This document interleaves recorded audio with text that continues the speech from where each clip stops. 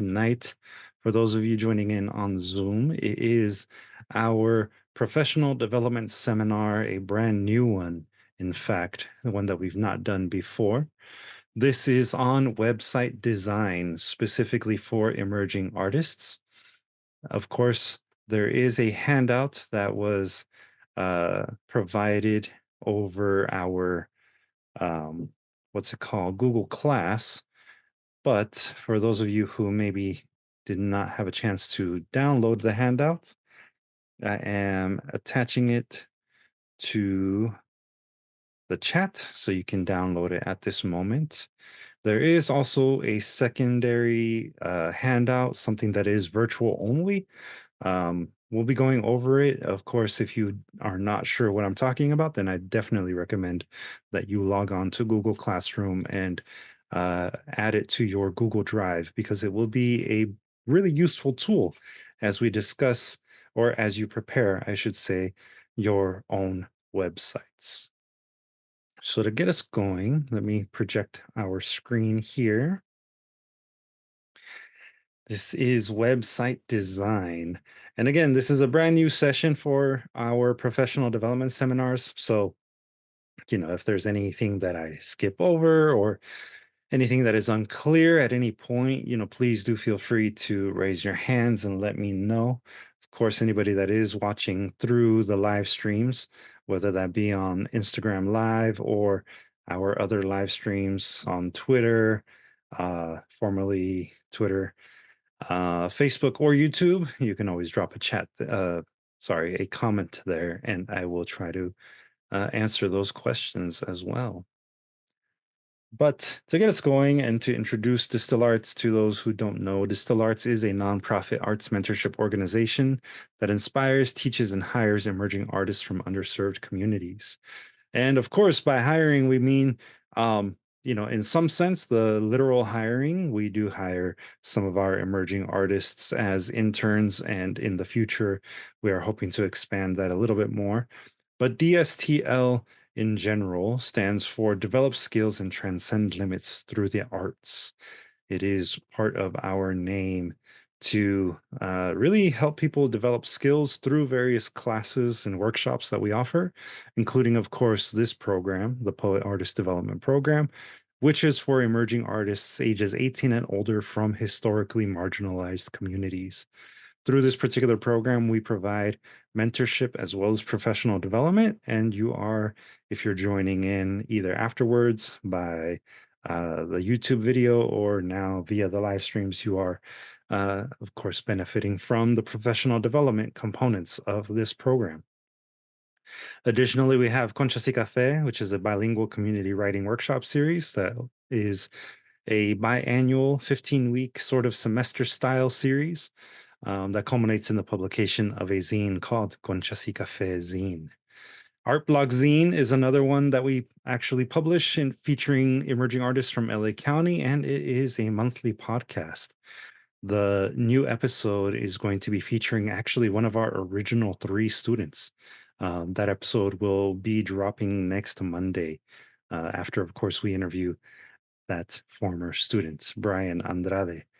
And then we have Artistic Zine, which specifically features the work of neurodivergent artists living across the US. You can always learn more on our website at dstlarts.org. As a quick review here, I'd like to give Abraham, my partner in crime and most of the teaching, and one of the other mentors in this particular program, along with our wonderful Angelica Castañeda. I'd like to give Abraham, though, a chance to review the topic that he covered last month. So go ahead, Abraham, whenever you're Hi ready. guys, hopefully you can hear me. Nice to see you all here. Just a quick review of what we did last time. And we start talking about design thinking as the process that we went into 6 phases that we also discussed that many people might put 5 or 3, depending on whom, but this is the ones that I like. And so we started with empathizing, it's basically knowing who is this you're basically the people you're looking for, right? The community or the person individually that you are creating something for, right? Then definition, which is basically trying to figure out what's their need, what's the problem that's in the community or in their lives or something that they need, right? And then ideation is the phase in which you basically start thinking of solutions. And here's the phase where you have to really go wild into, right? Having to go to the crazy ideas to the more uh, feasible ideas, right? And then we have to prototyping, which is already working the ideas that are more solid that you can work out with your budget or your team or your own skills, right? You also have to consider your own skills and see if you're going to be able to make this project a final thing, right? And after prototyping, you start testing. And testing basically putting this a little bit into the small group or small community or depends of the reach of the project and to a small scale. That way you can start identifying if it's going to work or does it need more work in certain areas. And then after you have that, you start implementation, which is basically you unleash it into the world, right? You let it loose with all its potential. And another thing you have to remember is remind yourself is like never stop at six. You always go back and forth to 6 to 5. So even if it's a big scale, I know it's hard to change things. Once in a while, you may want to try to revamp or retest your things and see how it's working. What are the things you can improve? And those are the 6 phases that we're talking about. Then we have a style guide that you may want to consider when creating, especially a brand, right? When you start talking about your voice and your personality, as well as color palette and aesthetics. Basically, like let's say Apple, they have these high tech minimalist look to it, as well as white being the color of Apple, sometimes silver, but they have those things that they try to carry on in each project, right? And then we're talking about design thinking as a solution also inform your approach to the developing a brand identity from font choices to colors, etc. We talk about a lot of different fonts, right? And it's basically knowing which fonts are going to work for you as well. And this goes with visual hierarchy on flyers and all that stuff. It's basically knowing, okay, maybe your titles are going to be more taking more of the space, right? And the information you still want to be legible and things that are cohesive and people don't get overwhelmed by information as well. So you have to balance things up in a page or a product. You have to think of what are the main uh, things you want to put up there. What's the focusing that you want to have for your audience? Those are going to be the big things that you want to show. Then a couple of things are going to be smaller and so on, right? And logo design, some of you probably went and have a workshop with Luis. Hopefully I can hear a little bit of your experience there, but I don't know if maybe at the end of these or later we'll probably hear from you and your experiences and maybe you can share what you came out with. That'll be really cool to see. And back to you, Luis. Thank you, Abraham. And yeah, the review of design thinking is definitely going to play into what we covered today because we're going to build on some of those skills that we talked about last month. So, for those of you who also participated in the I called it office hours earlier, that session where you were getting feedback on your logo designs that you brought. This will hopefully sound familiar, and you will get to see some of that now being put into action towards the end. So, and again, if at any point you have any questions or you want us to maybe revisit one of the design thinking principles, we're more than happy to do so. Just let us know. To start us off, we have this quote from Lyndon Leader.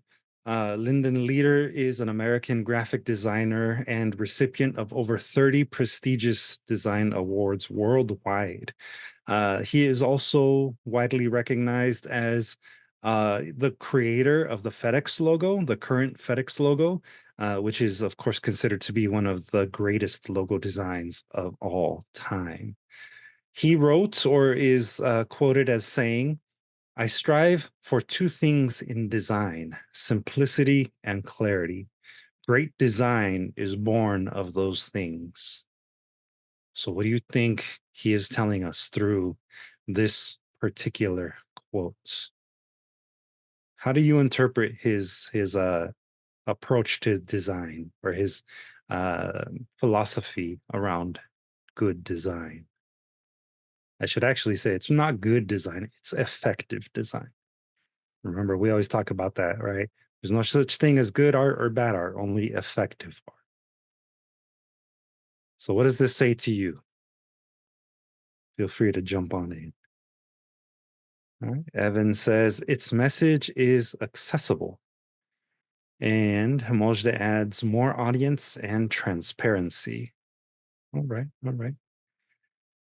Jamie adds, I think stripping back things can get a point across a bit easier. Yeah, for sure. What do you think, Abraham? Oh yeah, I don't know. I was trying to look for the button for raise your hand, but I don't know My bad. all the apps that we use. This always reminds me of this show where they brought it's about motorcycles or in cars, and it was the show Top Gear, and then was episode is they were talking about signs for people crossing or stop signs, especially people who drive, they have seen those signs all over the place. And the whole point of those signs are you don't have to read. That's the main thing. Most of it you have to just be able to see in seconds and recognize what it's telling you. And that's the most effective form. It's trying to be as efficient and clear as possible because people in real life they don't have time to start stopping for every sign or every book shelf or anything to get a hold of what you're Mhm. trying to say or you're trying to drag somebody's attention, right? Yeah. Yeah, for sure. I mean, I can't think of any other moment in our everyday life where we need to be able to interpret information as fast as when we're driving. It's not that uncommon for people to actually get into accidents when they're trying to read like billboards or when they're trying to read some of those signs that get put out by like Caltrans where it tells you there's a detour or something like that. But you have to actually read it. That can get a little crazy. So yeah, and as Jamie adds in the chat, clarity makes the communication of a logo more wide-reaching. So for sure. And Jamie, that little stop sign logo that you dropped in the chat, does that mean you'd like me to stop? Just kidding. All right. Any other thoughts? Any other reactions to this particular quote? All right. So let's definitely try to keep this in mind, right? Let's try and keep in mind the concepts of simplicity and clarity. They're not mutually exclusive.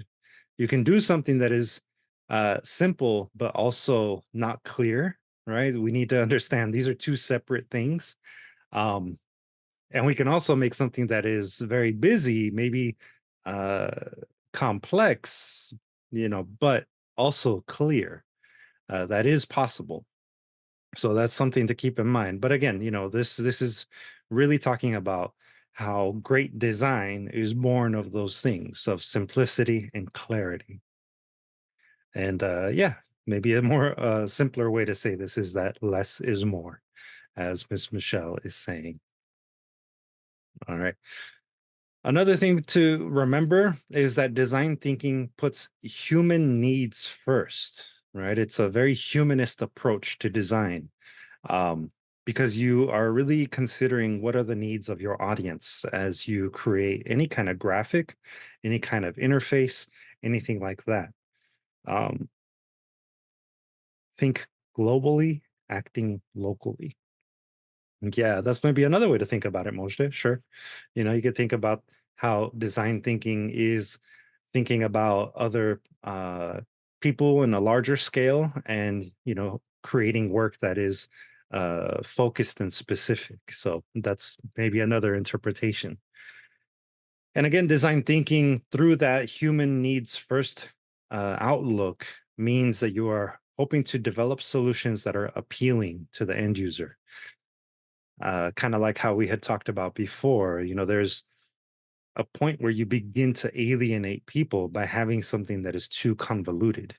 I've definitely been in situations where I've read poems that are very inaccessible poetry that, like, when I was at Cal Arts studying there for my MFA, the poetry that some of the other writers were writing was way over my head, in the sense of, like, there was a lot of philosophical ideas that were being um, kind of thrown into their ideas into their poetry, but it didn't have any kind of concrete imagery, things that I could really latch onto. And it was ultimately just kind of alienating. It's the best way I can describe it. It made me feel unwelcome. But that's also because of a lot of other reasons too. But yes, let's keep in mind, right? This is about putting human needs first. And part of that is important because when we're thinking about the purpose of our website, we need to understand, what kind of content is going to go on there and what sort of structure is going to take on. So for the purposes of kind of priming you for preparing a website, you want to think about its purpose, right? Its reason for existing. When it comes to us as artists, a lot of times the primary type of website that our website would fall under is a portfolio site that's going to be used for showcasing our work with the goal of being hired. You want people to see your work and say, hey, I like that work. I think that work fits for my purposes. I'd like to hire them to create something new. Another use that is common is as an informational site. So something that is more about providing people with kind of like a background on you and your work, where they can find your work. It's not so much designed for like selling your work or getting hired through it. These are, think things like maybe like a Wikipedia, or something that is maybe more governmental in purposes, right? Those are informational sites where you go to get information first and foremost. But again, the most common for artists is going to be more portfolio focused, or it could be an e-commerce site, the type of site that is really revolving around a web store with the aim of selling merchandise, selling products and services through a website that obviously generates, some form of income for you. uh, that could also mean that, there's elements of it that require like appointment booking and require other sort of integrations that maybe go beyond just the simple website itself. And so we're going to cover some of those things a little bit further into the presentation. But if you're looking at this and you're thinking to yourself, well, what am I going to do for my website? Well, there's also the option of creating something that is more of an all-purpose site that combines elements of all of these, and that actually could be the right solution for you. But again, we want to really think about what is the primary purpose? What are people going to the website for? And then that is how you create your navigation menu. This right here is what would be considered a simple wireframe, a very basic wireframe. And the purpose of a wireframe for a website is to help you map out visually the different pages of a website and how that information that each page presents is going to be sort of focused on. Think visual hierarchy, right? When you go to a website, you will almost 100% of the time go to a landing page that is oftentimes called home. The home page is going to be then where you find your navigation menu.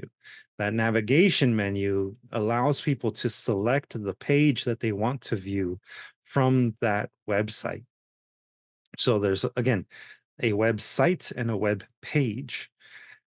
The web pages that you might have as part of your navigation menu could be things like a portfolio page, a shop page, an about me page, and a connect or contact page. Each one of those pages is going to determine the primary information that is going to be displayed on that specific page. And within that specific page, you might then have secondary levels of information. like the link to a shop if you're selling goods and services through your portfolio page. It could also be a link to the connect page, which takes people to the area where they can sign up for a newsletter and where they can follow you on social media if they don't already follow you there. And as you see, when you begin developing a wireframe, this will then begin to help you process how a person is going to navigate through your website. And it might help you answer, well, what is the main purpose of my website? Now, again, I want you to really consider, what is someone going to be there for? All right. When you're constructing a human centered website's navigation menu, you really do want to consider what is most appealing or important to your user, to your average website visitor. It goes back to that original review that Abraham was going over. You want to know your audience, and you want to understand the needs of your audience. So if you can answer that for your audience now, that's going to really be useful as you begin developing the website framework as you start planning this process. Now, does anyone have any questions so far? Yes, Abraham. I think a good trick before you start. Okay, let's do go outside and ask people what they want. It's also a good start to say like, if I'm in that situation, what would I need? Like maybe as a somebody who's gonna go to the bookshop, what am I looking for? What is the book that I'm looking for? And that maybe there you go into the idea of like, oh, this will be a good book. And then so you start like looking, oh, what if I read this book? You can start asking people, would you be interested in this type of story or this type of poetry? I don't Mhm. know. It depends on the project, right? And I think a good start is on you trying to be reasonable. So like, what would I need? And maybe other people also will need as well, right? Yeah. Let me ask this question of everyone. When was the last time that you visited a website for only information? Yeah. All the time. Every day, right? Everybody does that. Every day, almost every day, everyone accesses a website for information. Now, think about that particular, yeah, exactly, trick question. But think about that particular interaction. What was that particular website that you went to, Abraham? Well, I went to a lot of medical websites because we were looking into stuff about doctors there and diagnoses and stuff like that. So Mhm. Yeah. you go for a And search, right? And the main search is what you're looking for, and so on. right.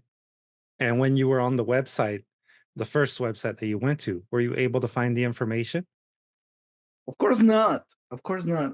I'm on the rabbit hole all the time. All right. Now, this question is for everyone else. When was the last time that you went to a website looking for artwork or for a service from an artist? No one can think of a time they went to go see an artist website. Okay. Miss Michelle, today, what was that experience like for you today?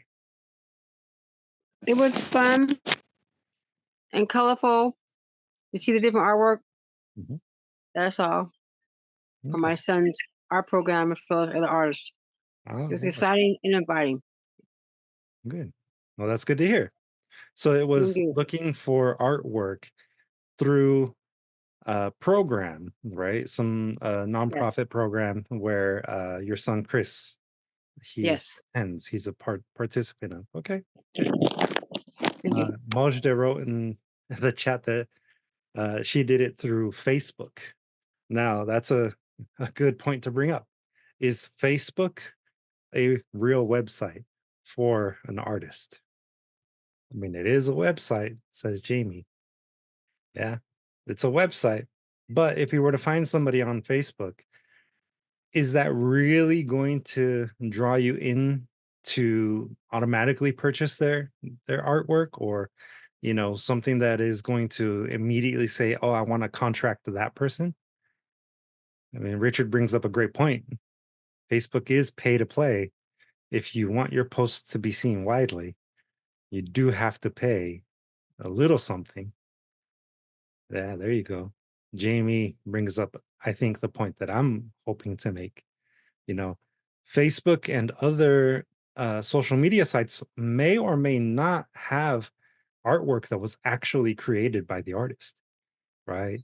If you're looking to hire someone based off of the things that they post on a Facebook page, Happy. you probably are going to go to an actual website to confirm that that is their artwork, because it's very easy to, reappropriate other people's artwork for your own pages these days. Abraham? Yeah, this big case. I think it was in Colombia. It was one of the famous artists in Japan, and they released a new movie. Mhm. And she was posting all over the place that she was part of the project and so on. And somebody find out that no, she didn't, and oof, huge scandal. Yeah. I mean, it's unfortunate, but, things like social media sites are, you know, definitely places where misinformation happens a lot. It's also places where, like AI bots are now using things that we post on social media to create work that is semi inspired by work that we might create. It's aggregating that data, it's aggregating that information. But if you have a, actual website with a proper portfolio and a proper contact page and, maybe even e-commerce attached to that, you could potentially have more customers that are going to feel like you're a professional working artist, um, if you are investing the time and effort to develop a website. It's really comes down to the concept of what is professional and what is not. There's obviously the world of influencers, and social media does help perpetuate influencers and the ways in which they get paid. But ultimately, even an influencer more than likely has an official website where they bring all of their information together. So when you think about your own website, really ask yourself that question, what is a person there for? To help you kind of answer these questions for yourself, I created a website planning tool. And this is hopefully going to be a tool that you're able to use in the way that best works for you. There's no right or wrong way to develop a website. However, for those who maybe aren't used to doing it on a regular basis, at least, this could potentially be a way for you to organize your thoughts. So we have here, of course, a section where you might put your web hosting platform. After doing maybe a little bit of research, you can add the actual website that's going to host your website. um, there's services online that you purchase in order for a website to exist. It doesn't just automatically exist. I don't want to get too deep into how that works, but just know that you typically have to pay a service fee in order for your website to stay active on the internet. Here is where you can answer that question that I just posed to you, right? What are they there for? What is a person there for? I highly recommend that those of you who are logged on right now on Zoom, that you go to Google Class and find the posting where I added this for tonight's session, because this is going to help you start organizing your thoughts electronically, at least. Now, if you don't want to do that electronically, you can do it obviously by hand on paper, in a notebook or something. But we are, um, you know, most of the time going to be on this particular page for tonight's session. So I definitely recommend that you open it up now. Again, website's primary purpose. You just simply type in right there, what is the purpose of your individual website? And then below, you see here, there is already kind of like a little grid for you to start creating your web page wireframe. So you can add here the navigation titles, right? The page name of the particular pages that are going to make up your entire website. And then here you can, for yourself, make notes of the purpose for that. Right? What is the purpose of, say, a home page? And then the primary information that a visitor is meant to get by visiting that. secondary information, tertiary information, and then the call to action. What is the reason for a person to visit that page, and what do you want them to do when they're there? The call to action is important. And this is true of almost all design. Almost all design will have some kind of call to action, whether it be a register at this website or show up on this day and this time to, partake in a workshop, for example. So that is the purpose of this very simplified planning tool. And I hope that you find it useful.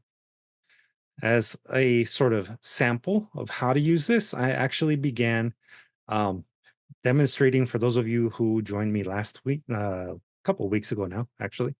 For the office hours, I provided you with a sample of how I am going to be developing my revamped website. So, here already under website's primary purpose, I am going to be developing a portfolio site with a monthly blog and e commerce functionality. So, ultimately, it's an all in one kind of website that I'm looking to build. And it's specifically for me, for my individual artwork. I'm still not sure which domain name I'm going to go with. It could potentially be stymylove1.com or my full name, luisantoniopichardo.com. I haven't decided yet, but those are potentially some of the domain names that I might be going for. And then, of course, I will be continuing to use squareup.com, aka Square, as my web hosting platform, just because I've already invested in that particular platform. And here, as you can see, I have already my page names, right?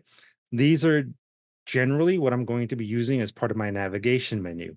I'm going to obviously have a home page.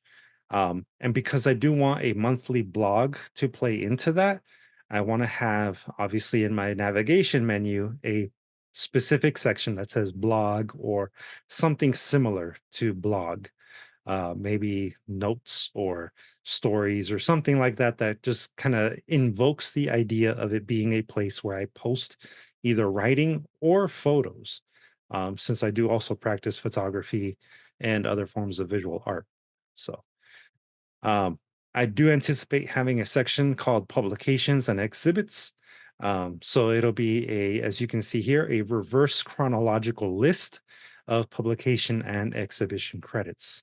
If you were to look at my curriculum vitae, my resume, I have a section on that document that shows all of my past publication credits, and it's pretty long. So I'm going to start needing a website where I can direct people to say, this is where you can see the full list of all of my publication credits. Um, and as is common with most artist websites, we have an about page. So I will be creating an about page with relevant biographical information. And then, of course, my shop. All right. The shop is going to play a part of in my maintaining of my website, helping to pay for some of the fees in hosting a website through Square. So, I plan on updating it with new chapbooks and zines in the future, as well as photo and fine art prints. So, this right here is just the beginnings of what we are going to be working on for tonight. So, again, I'd like to invite you all to answer for yourselves that question on the other handout on the slide deck. What is the purpose of your website? What are they there for? Why is your audience going to your website? And if it helps, we'll go back one to here. What type of website are you going to build for yourself? Is it a portfolio site, one for showcasing your work? Is it going to be an informational site only where they go to just find information about you and potentially upcoming events that you might be participating in? Are you planning on selling through your website? Are you going to have an e commerce component to it? And if it's all of the above, then make sure that you be clear about that. All right. Is it an all purpose website? And what is a person going to be there for? So take a couple minutes. I'll give you like about 2 minutes to write a very quick sentence for yourselves. You don't have to put this in the chat. I highly recommend that you put it on the um, what's it called, on the planning tool that I created for you. Uh, but again, that's really more for your purpose, to answer that question. So I'll give you, like I said, I'll give you till 7:17, and I'll leave this up for you to answer that question for yourselves. And not to harp on it too much, but this answering this question, what are they there for, shouldn't be that complex, right? Should be fairly direct. A person is going to be visiting your website for the purpose of buying artwork off of you and knowing when your next event is. Like, it should be something as simple as that, because that'll help really guide the rest of the development of your website. Remember, simple and clear, plain and direct. And if you feel like you've answered that first question for yourselves enough, well, guess what? Step one, write a list of informational categories that are relevant to this website. Some examples could be home, about, blog, web store, portfolio, contact, etc. Remember, these are part of the navigation menu. So if a person sees that, that would be a indicator for them to visit that page for that type of information or that category of information. Yes, Abraham? I'm gonna say take it as you're going to drive through to get your McDonald's order, like 1, 2, 3, 4. Because people already know what McDonald's is. They're not gonna go like, can you tell me about McDonald's? They know they're going for a certain thing, right? Yeah. So it's easier for them to go like left, right. That's it. That is an excellent point. All right. This navigation menu is literally a menu. Right? And if it helps you, think of how uh, fast food restaurants categorize their food items on the drive-through menu, right? You generally will see a menu item that is called combos or combinations or something like that. And they'll have all of the things that are combinations. Then you'll see sides, you'll see dollar menu, you'll see, desserts. Think of it that way.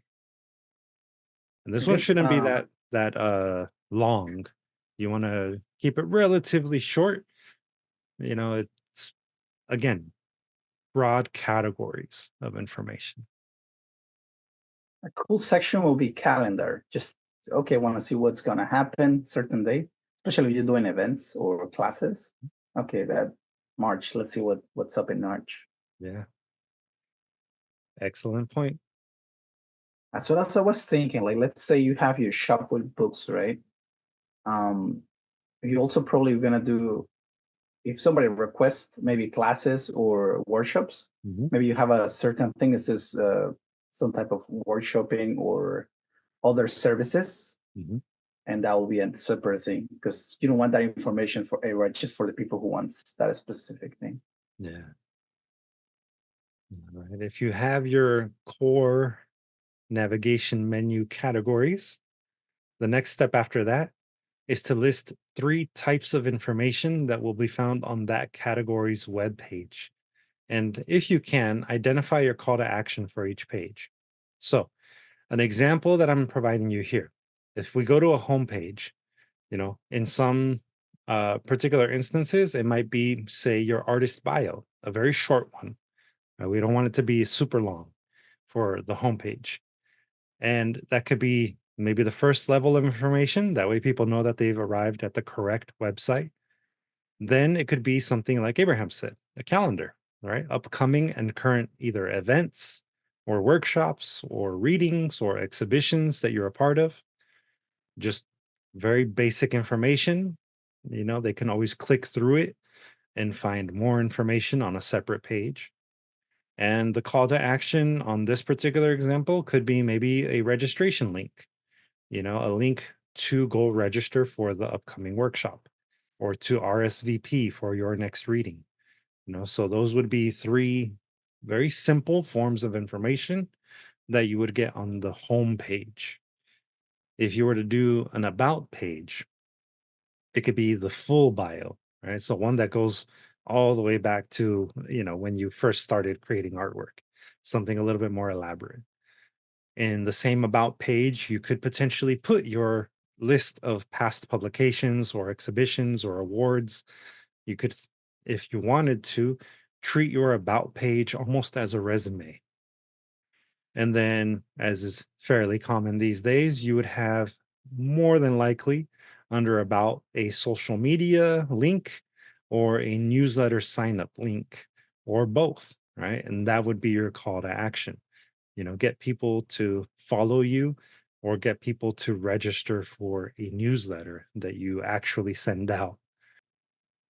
Yeah, I agree with Abraham.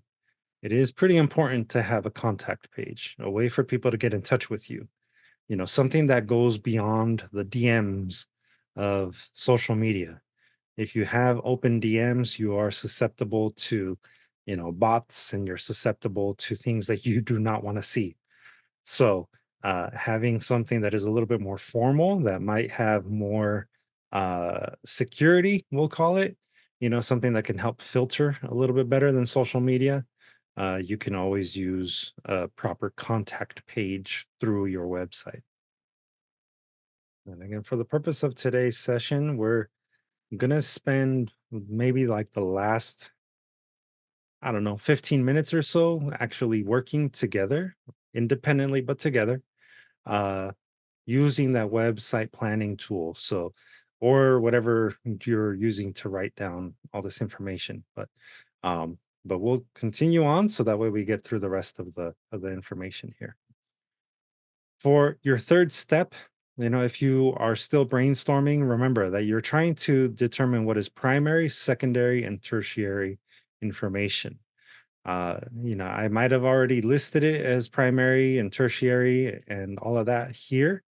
But you might have just been kind of kicking around these ideas and maybe you didn't have it completely set for yourself yet. So that would be the third step. And that's again something that we'll work on refining towards the end of the session. But to keep that already kind of in mind, because this is really important. What is the most hierarchically speaking important thing, the first thing that you want people to find off each page?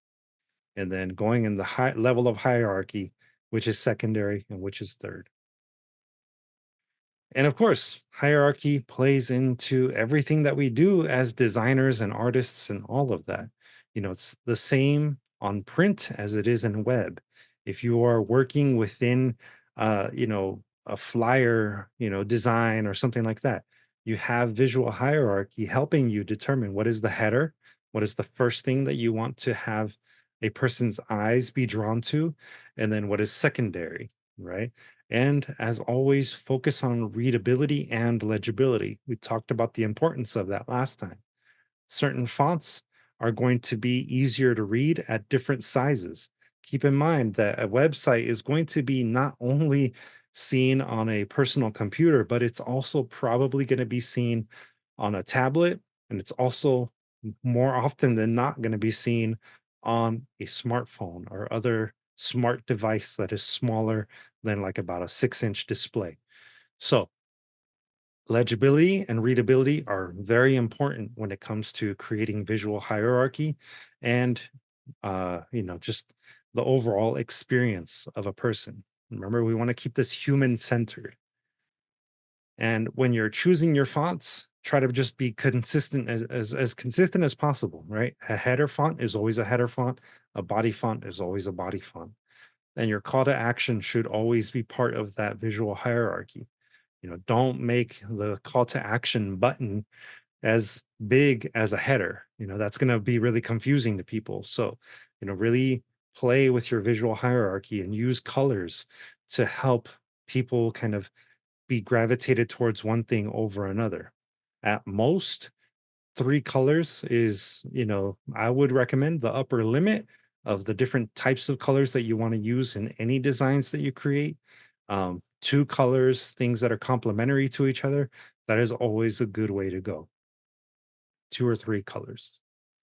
And then, when it comes to the style of a website, We talked about it a little bit last time. Certain elements are more inviting. Things that are curvy, curvilinear, rounded edges, those tend to invoke the idea of softness, of motion, calm, and being inviting. When things are harder edged or have more straight lines, it has more of a kind of ambiance of being sharp and professional and formal, maybe even rigid. It could come across as if your work is a little, I don't know, standoffish, maybe. Those are things to consider. Of course, if that's the type of aesthetic that you're going for, then that's fine. Then you want to work within the aesthetic. Just understand that certain types of shapes and lines are going to have a particular effect on people, especially in combination with the fonts that you use and the colors that you use. And a very quick sort of note here on different web hosting platforms. These are probably the four that are most well known, the most common ones that you'll see.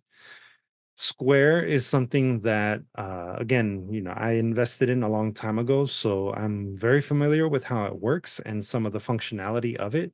In fact, the DSTL Arts website is based on Square's web hosting features. And you also have things like Shopify. I have seen other web stores and other foundations and nonprofits use Shopify as a way to collect donations, as a way to conduct virtual transactions and to sell merchandise. There's a lot of similarity between Square and Shopify. WordPress was the platform that I used for my very, very first website. It is a free service, and it is something that, at least in its free version, can be more blogging based. Um, you could think of it as similar to Tumblr, except that WordPress functions much more like an actual website versus like a social media site where you're posting things for the infinite scroll feature. And then Squarespace, if you're on YouTube at all, and you watch people on YouTube, they are almost always going to be at some point sponsored by Squarespace. Squarespace is very similar to Square. Be very clear that they are not the same thing. Square is a web based credit card payment processing platform that also has web hosting, where Squarespace is a web host that does offer some web based commerce, but they are not the same thing. And as you see here, potentially, again, Square or squareup.com is primarily an e-commerce platform, and the fees that they charge include whatever fee it is for not just the credit card processing, but also the actual web hosting if you pay for the upgraded version of their web hosting. However, you do start off with a free website that has simple e-commerce tools built into it, and the processing fees are going to be very similar to the credit card processing fees. So that is one nice thing about Square. And if you decide to use the Square links that we provide, you actually get a small discount on your first, I think, $100 of processing, and then also Distil Arts gets a little discount too. So that's always nice. Um, some of the other things that Square offers is, marketing tools. If you pay for the advanced features, you get also the use of their newsletter feature, their text marketing features, where you can send text messages as part of a marketing strategy. You also have access to checking and savings accounts through them. And if in the future you expand and you need to pay people, you can also create a payroll. They're a payroll service provider as well, and they're always adding on other features as the years go by. Shopify, again, is similar to Square. They offer e-commerce tools and certain marketing tools that are all integrated into their website. Um, their fees are very similar to Squares, however, they charge a little bit more per transaction. You can do transactions in person from what I've seen most recently. And there's also a sort of like monthly thing, a monthly subscription fee for web hosting, where with Square, I believe it's annual. So you pay just once a year, but uh, it's up there. At least this way you can pay it in installments. Again, WordPress has a free version. There is also a paid version where you can add more integrations with other types of services like Square or like MailChimp, which we talked about before. Their free basic blog is again just a simple blog with some limited integration with other e-commerce sites. But if you pay $15 a month, you can start to integrate plugins from other services and that kind of thing. Or you can build a website outside of WordPress and then upload your web files. So that way you have your own much more customized type of website.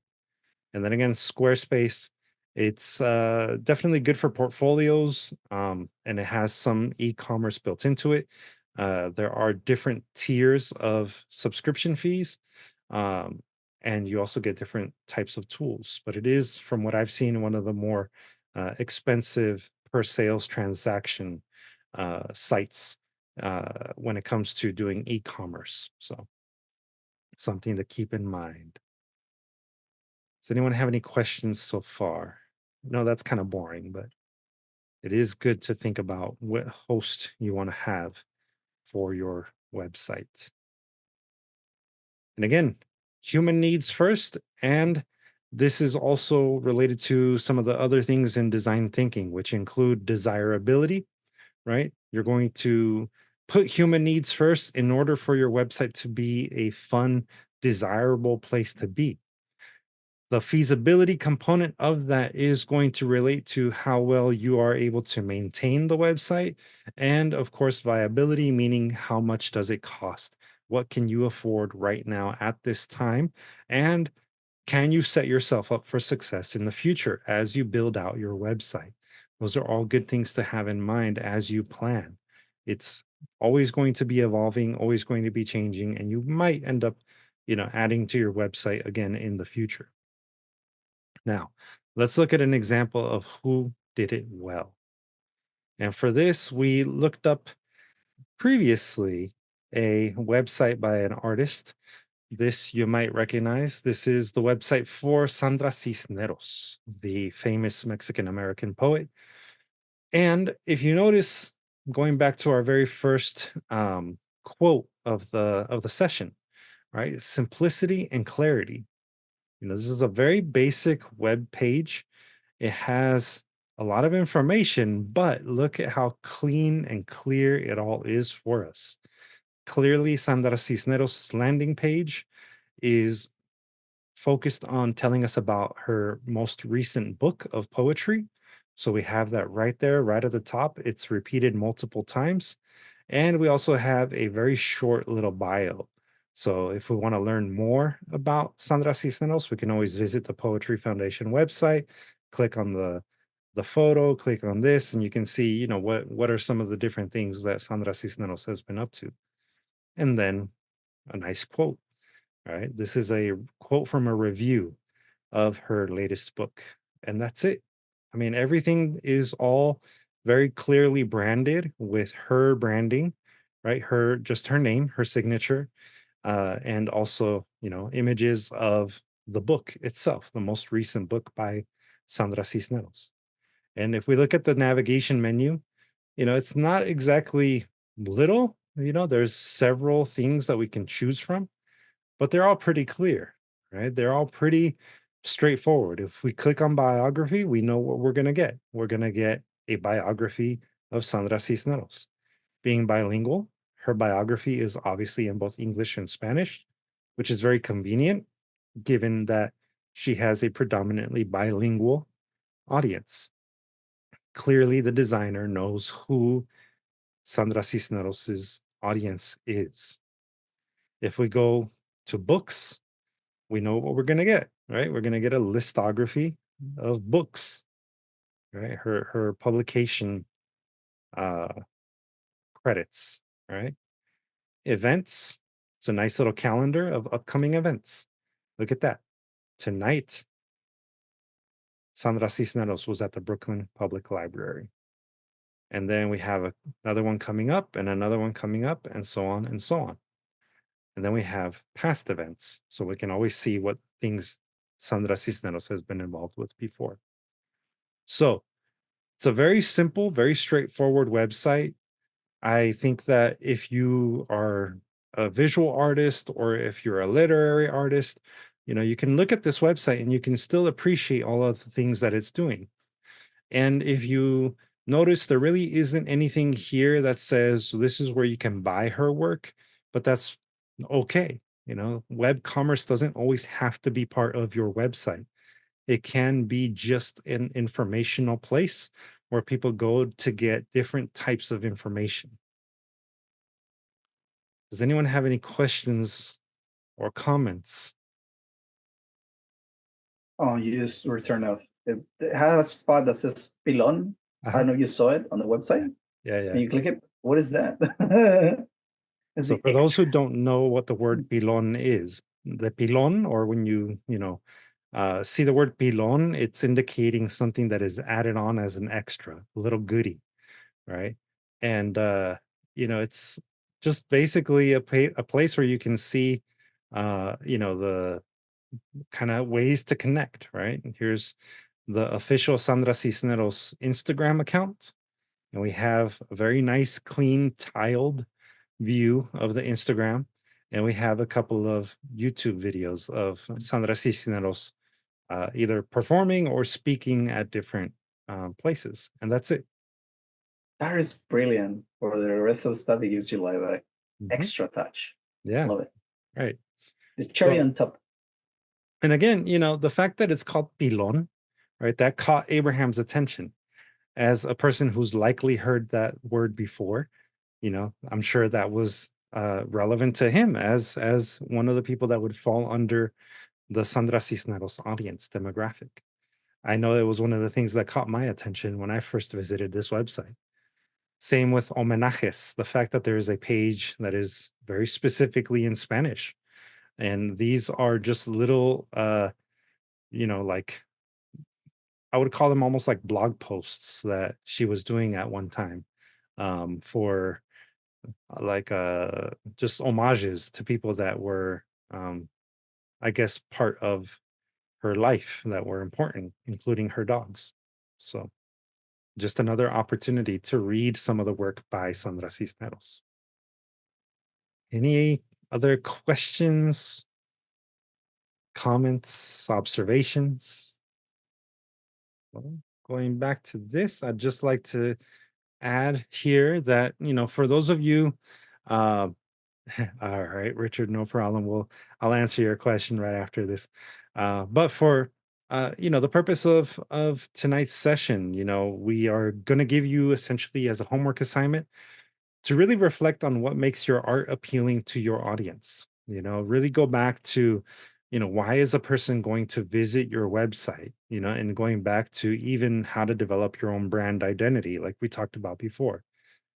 Be sure that you select colors that are and also web friendly fonts, things that will look good on the screen. And those could become part of your logo. They could become part of your overall branding and your style guide. If you are ready to do that, actually start writing down your style guide, start developing something that helps a graphic designer actually put together a website for you if you don't feel comfortable doing this. Although, truth be told, now you can very easily create your own website with a lot of the drag and drop features that most of the websites or web hosting platforms that I shared with you have. Almost all of them have drag and drop tools where you can insert text, you can insert photos, you can insert videos, and build a website very quickly. And if you're up for it, you can start using Adobe Express or Canva, or again, any of the web hosting platforms that we covered to start crafting your designs. You don't have to launch your website yet, but it's not a bad thing to start already developing some of the framework for it. And that's what we're going to spend the last 15 minutes or so doing tonight, for everybody not in the live streams. So, we'll kind of be here to help guide you along, but uh, feel free to start working on some of the actual real world application of this. And then in a couple of weeks, I will have another office hours type session where you'll have the opportunity to bring what you have to, get a little bit of feedback on how your web development is going on. And for again, everybody on the live streams, we're going to actually end the live stream and the recording soon. If you have any questions or are curious about our programs, you can always visit our website. You can, of course, follow us on the social medias using at DSTL Arts at DSTL Arts. And, you can even reach out directly to us. Me, Abraham, Angie, you can find our email addresses there on the handout now. So, with that, I think we'll go ahead and say goodnight to our live stream audience. Thanks again, everybody. And I wish you all a good night